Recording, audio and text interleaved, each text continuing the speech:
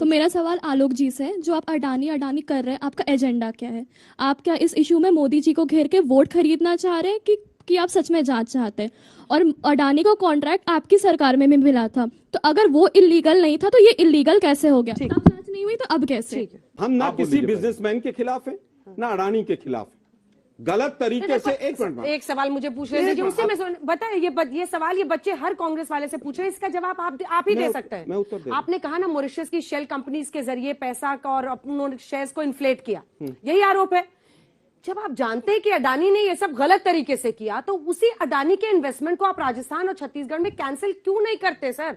अगर अनैतिक प्रक्रिया से कोई भी बिजनेसमैन काम कर रहा है तो गहलोत जी क्यों उनके साथ गलबहियां कर रहे हैं? देखिए, मुझे लगता है किसी भी बिजनेसमैन को अधिकार है वो अपना बिजनेस करे, लेकिन सरकार जब पार्टी बनकर मोदी जी जैसे लोग ठेके दिलवाते घूमेंगे, हमें इस पर आपत्ति है। ठीक है, हमें इस पर आपत्ति है कि जब एसबीआई की बात की जाती है, जांच कर रही है और एसबीआई कहती है कि क्या इन्वेस्टमेंट करेगा उसको हम आने वाले वर्षों में देखेंगे, हमें आपत्ति इस पर है। कैंसिल नहीं करेंगे इन्वेस्टमेंट? देखिए, कैंसिल नहीं कर सकते, खत्म कीजिए, कैंसिल नहीं कर सकते, नहीं कर सकते। इन्होंने कहा अडानी को सब दे दिया, कोयला उनको दे दो, बिजली उनको दे दो, पोर्ट उनको दे दो। बिजली किसने दी? राजस्थान ने। कोयला किसने दिया? छत्तीसगढ़ ने। पोर्ट किसने दिया? अभी ये महाराष्ट्र विकास अघाड़ी बताई चुके, और केरल ने।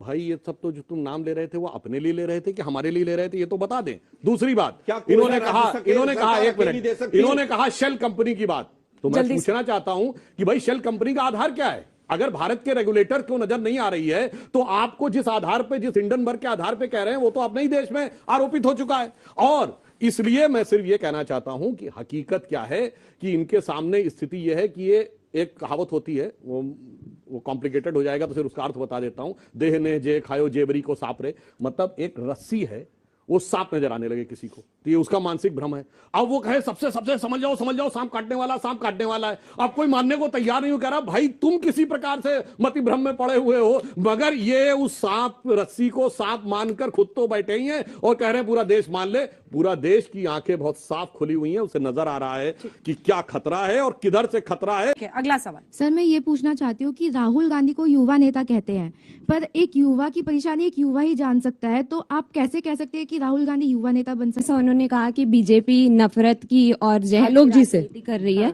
तो क्या ये नफरत की राजनीति नहीं है कि अन्य विपक्षी दल और कांग्रेस सत्ता की होड़ में देश के प्रधानमंत्री के बारे में गलत बात कर रहे हैं, रेदर देन कि वो देश के डेवलपमेंट के लिए कुछ करें या अपनी पार्टी पे ध्यान दे, देश पे ध्यान दे? और दूसरा कि सर आपने कहा कि सर जनता अब मोदी जी को एज अ प्रधानमंत्री नहीं देखना चाहती है, तो अभी जैसे आपने देखा कि 54% जनता अभी भी चाहती है कि मोदी जी देश के प्रधानमंत्री बने। क्यों? क्योंकि देश की जनता को मोदी जी में कैलिबर दिखता है।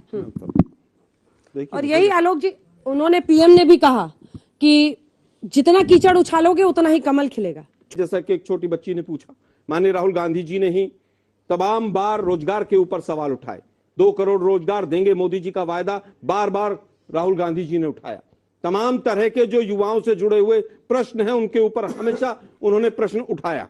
दूसरी बात, हम पूछना चाह रहे 9 वर्ष हो गए, अब भी सवाल कांग्रेस से है, इसका मतलब आप लोगों की उम्मीद भी कांग्रेस से ही है। सीबीआई ईडी की बात करते हैं, इनके पास तो वॉशिंग मशीन है, जो बीजेपी ज्वाइन कर ले केस या तो ढीला हो जाएगा या कोई पूछेगा नहीं। ईडी ने 3600 से ज्यादा केस रजिस्टर किए, 0.5% कन्विक्शन रेट आया और उसमें से 99% केस विपक्षी दलों के ऊपर हुए। अभी गुजरात में देखा, 38 टिकट काटे और 300 इनकम टैक्स की रेड की टिकटी में चल पड़ी, सब चुप हो गए। ये गुजरात मॉडल है। हम केवल ये पूछना चाहते हैं कि मोदी साहब, आपको 9 साल हो गए सरकार चलाते, आप अभी भी पंडित नेहरू को कोसकर, कांग्रेस को कोसकर आप वोट बटोरना चाहते हैं। जब चुनाव आता है तो शमशान कब्रिस्तान की बात होती है, 80-20 की बात होती है, रामजादे और दूसरे शब्द की बात होती है। आप अपनी जिम्मेवारी कब समझेंगे? आपको देश की जनता ने 303 सीटें दी, लेकिन ध्यान रखिएगा कि जो दूसरे नंबर पे था, जो 29वें नंबर पर है, और 303 वाले को 3 पे आने पे भी टाइम नहीं लगेगा। आप लोगों का जो काम है, भगवान की जातियां ढूंढिए। 2016 में कहा सीता मैया के बारे में हमें कुछ नहीं पता, सब खामोश। बीजेपी के ही नेताओं ने कहा संसद में, 2022 में कहा राम सेतु का हमें नहीं पता है, लेकिन बाकी सब जो है वो हिंदू विरोधी हैं, ये हिंदू के पक्षधर हैं। सच्चाई है कि नहीं है? 1960 से पहले ओबीसी शब्द नहीं था, इसलिए अडानी की जांच नहीं होनी चाहिए। इसका होनी चाहिए अडानी क्या? जहाज से क्या कनेक्शन था? अरे भाई आप- जबरदस्ती मैं वाला वही लोग कह रहा हूं ना, कोई देश को है। आप कहीं इसी से तरह से कहीं गुमराह हुआ। करते हैं। जाति और धर्म की बात करते रहिए, मूल मुद्दे को भूल जाइए। अब हम मैं पूछ जवाब रहे- दे दूं? नहीं, मुझे केवल अरे एक भाई, सवाल पूछ कर एक सवाल जवाब ही और नहीं पूछ देने रहा हूं, वाले। एक सवाल और पूछ रहा हूं। अडानी पाक कितना साफ बढ़िया आपने सवाल पूछा। बीजेपी अडानी को पाक साफ मानती है, हाँ या ना? अरे भाई, अभी आप हनुमान जी पे अरे थे, भाई, अडानी आप कहां पहुंचे? 10 दिन से आप लोग उसकी पैरवी कर रहे हैं, हाँ, लीजिए। संसद से लेकर यहाँ आज तक के स्टूडियो में। आप क्या मानते हैं, अडानी पाक साफ है, हाँ या ना में जवाब दीजिए। ये हिंडनबर्ग का है, किसने अरे कहा है गड़बड़? हिंडनबर्ग को छोड़िए ना। हम तो कह रहे हैं हिंडनबर्ग- LIC, सेबी, मैं कह रहा हूं FBI जो कह रहा है उसको नहीं मानते, सेबी ये के- हिंडनबर्ग को मानते हैं, सेबी के- BBC मैं डॉक्यूमेंट्री बताता को हूं, मानते हैं, मैं उत्तर अल जजीरा देता को मानते हूं, हैं, मैं उत्तर न्यूयॉर्क देता हूं। टाइम्स को मानते मैं हैं, उत्तर देता हूं। वॉशिंगटन पोस्ट को मानते हैं।